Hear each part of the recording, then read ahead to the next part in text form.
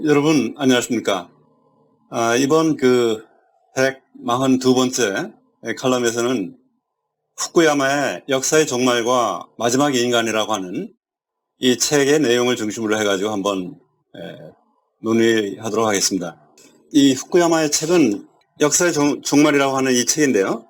이 책 이전에 먼저 후쿠야마는 논문을 썼습니다. 역사의 종말이라고 하는 논문인데, 이 논문의 내용은 1989년 이 소련이 해체가 되면서 이제 냉전 시대가 정지불을 찍고, 냉전 이후에 탈냉전 시대죠. 이렇게 새로운 시대가 됐는데, 이 새로운 시대가 과연 어떨 것인가?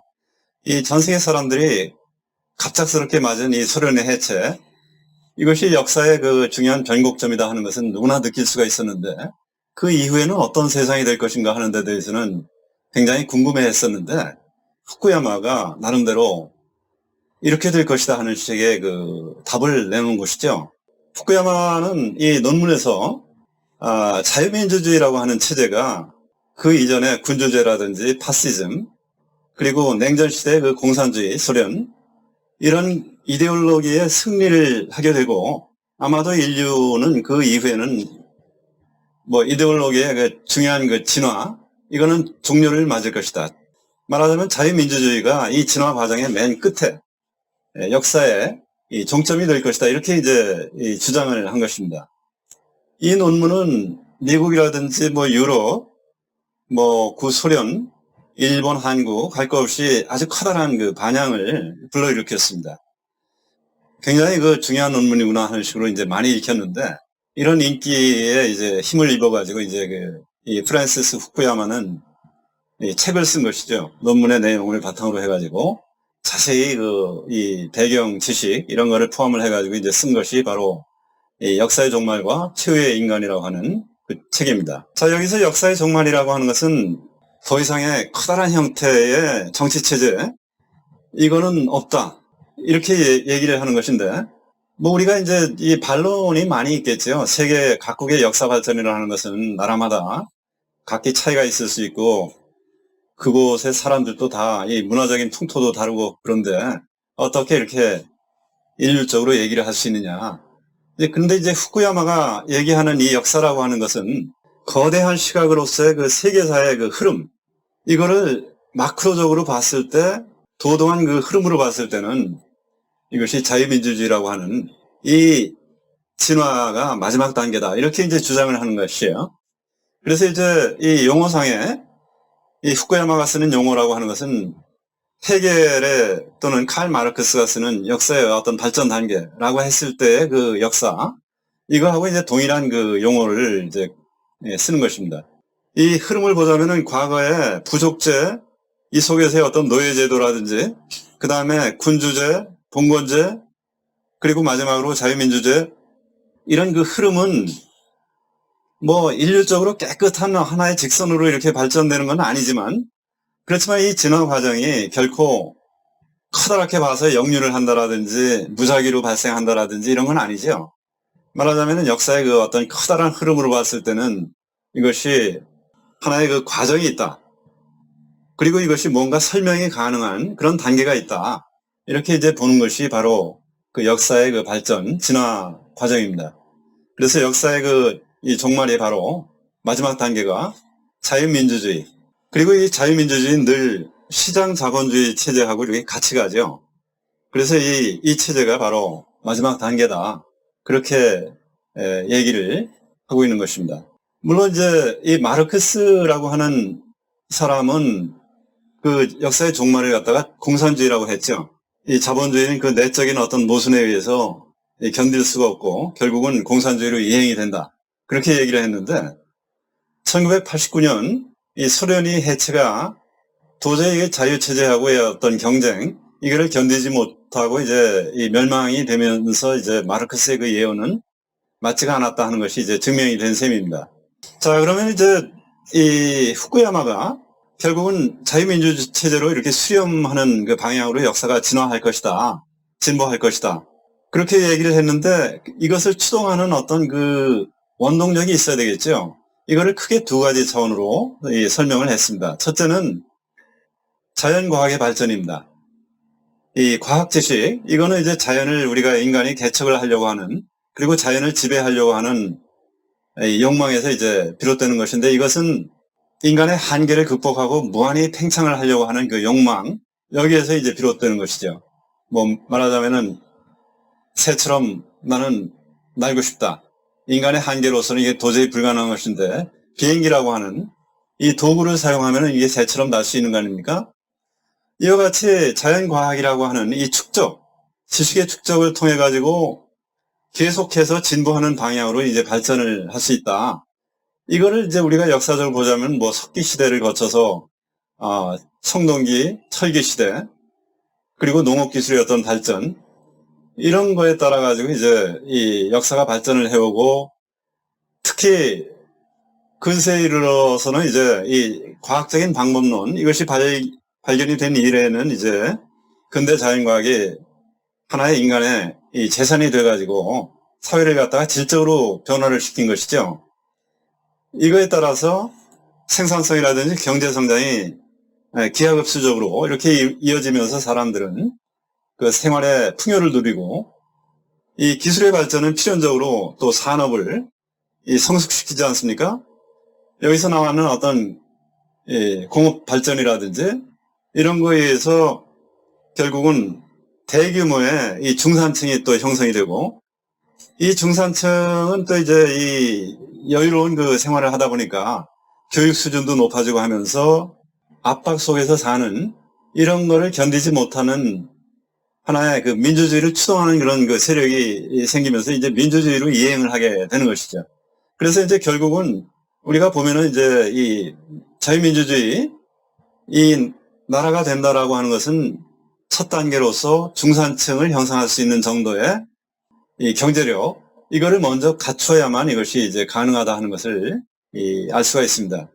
그리고 두 번째 추동 요인은 뭐냐면은, 이것도 역시 해겔이 얘기를 했는 것인데, 인간이라 하는 것은 남으로부터 인정을 받으려고 하는 이 투쟁을 하는 그 속성이 있다.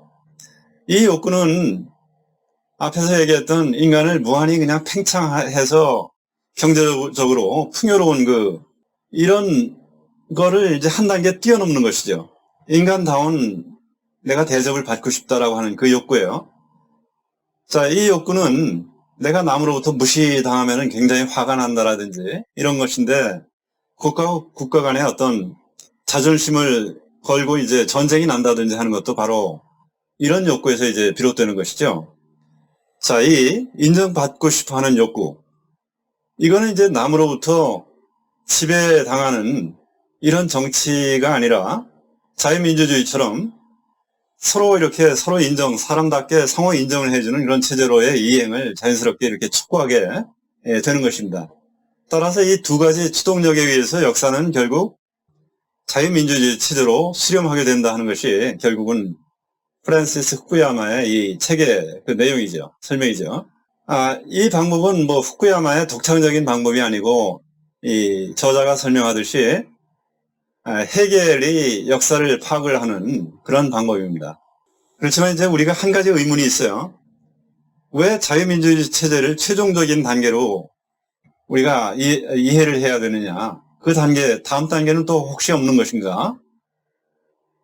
이거는 이제 우리가 변증법적으로 이 자유민주주의 체제라고 하는 것이 내적인 어떤 극도의 모순이 있어가지고 이것이 저절로 깨질 것 같은 그런 근본적인 모순을 가지고 있는 것인가? 아니면은 이 속에 여러 가지 반대 세력도 있고 하지만 이것은 이 차찬 속의 어떤 태풍처럼 그저 일시적인 그 소요라고 이제 볼 수가 있는 것인가? 도도한 역사의 흐름 속에서 우리가 하나의 잡음처럼 이렇게 봐 넘길 수 있는 것인지, 아니면 근본적인 우리 사회가 가지고 있는 근본적인 모순 때문에 이쪽으로 이행을 하고자 하는 어떤 역사적인 그런 힘이 작용하는 것인지, 이렇게 봤을 때 후쿠야마는 이제 전자라 하는 것이죠. 도도한 역사의 흐름으로 봤을 때 자유민주주의 체제가 맞는데, 그러나 이 국가마다 고유의 어떤 그 발전 단계라든지 그 상황이라든지 하는 것이 다 다르기 때문에 일률적으로 직선적으로 이렇게 역사 발전을 설명할 수는 없다. 대한민국인 경우는 특히 지정학적인 그 위치가 굉장히 그 주위에 중국이라고 하는 또 북한, 그리고 과거에 이 전체주의적인 이런 그 정체를 겪었던 러시아, 이런 그 나라를 최전선에서 이제 우리가 맞서고 있는 그런 그 형국이죠. 이런 형국이기 때문에 우리는 그런 영향에서 다른 나라에 비해서 굉장히 어려움에 처해 있다 하는 것을 우리가 쉽게 예상을 할 수가 있는 것이죠. 그렇지만 우리가 크게 보자면은 중국이라고 하는 나라를 하나의 모델 케이스로 모범으로 생각을 해가지고 우리도 저 모범을 갖다 따라야 되겠다, 이런 나라가 전 세계에 과연 있을까, 이렇게 생각을 해볼 수 있는 것이에요. 그 소수의 어떤 공산주의 혁명을 주도했던 세력이 공산당을 형성해가지고 이 공산당이 국가 헌법 위에 올라앉아 있는 것이 바로 중국의 체제라고 볼 수 있는 것이죠. 이 공산당이 뭐 어떻게 보면은 자신들의 어떤 가치관이라고 볼 수 있었던 이런 부분도 철두철미 이게 유지하고자 하는 것도 아니에요. 오로지 권력만 유지하면은, 말하자면 이제 공산당에 이 반항만 하지 않으면은 일부 우리가 허용하는 선에서 자본주의도 우리가 허용을 해주겠다, 뭐 이런 식으로 이제 운영을 하고 있는 것이 중국이죠. 자, 그래서 우리 한국의 지정학적인 이 어려움, 이것 때문에 우리는 좀 남다른 어떤 그 사명감을 가지고서 우리 대한민국의 이 자유민주주의 체제를 갖다가 수호하고 한 단계 더 넘어서서는 이제 이 노예 상태에 있는 북한의 동포를 언젠가는 해방을 시켜야 된다라고 하는 이 사명감을 가질 필요가 있다. 그렇게 이제 결론을 볼 수가 있습니다. 그렇게 되면서 이제 장차 커다란 역사의 흐름상으로 볼 때는 중국이라든지 이 러시아라든지 이 전체주의적인 그런 성향을 가지고 있는 나라들도 언젠가는 이 자유민주주의적인 이 도도한 역사의 그 진화, 이 흐름, 이거를 거역을 할 수는 없겠죠. 그래서 이제 그런 그 흐름을 우리가 이제 지켜볼 수가 있는 것인데, 다만 여기서 이제 마지막으로 이제 우리가 좀 유의할 점이 있다 하는 것이 후쿠야마 이 역사의 종말에서 우리가 한 가지 좀 생각을 해볼 점이에요. 예를 들어서 이제 전 세계가 자유민주주의 체제로서 이 어떤 시장 경제 이런 속에서 물질적인 풍요를 누리고 대부분의 사람들이 이제 또 평등을 누리고 이렇게 되면은 그 다음에는 커다란 문제 없이 사람들이 중산층의 이런 그 풍요 속에서 이제 잘 살 수가 있는 것이죠. 그럼 모든 것이 이제 형통이 되는 것인지, 이거는 그렇지가 않다. 굉장히 유의할 점이 있다, 이렇게 이제 또 볼 수가 있는 것입니다. 왜냐하면은 이렇게 사람들이 모든 그 물질적인 욕구가 충족이 되고 인간의 원초적인 그런 욕구가 해소가 됐다. 그렇게 됐을 때 오히려 사람들은 무기력증에 이렇게 빠질 가능성이 있다. 그렇게 또 볼 수가 있는 것이에요. 허무주의에 가득 찬 그런 세상이 될 수도 있다 하는 것이죠. 전에같이 무슨 영웅적인 그런 지도자가 필요하지도 않고, 그러면 사람들은 그저 어떤 즉시적인 그런 쾌락, 오락, 이런 거에 이제 탐닉하게 되는 그런 그 세상. 오늘날 보면은 우리나라만 하더라도 텔레비전을 돌려보면은 이제 수많은 그 오락 프로그램들이 있죠.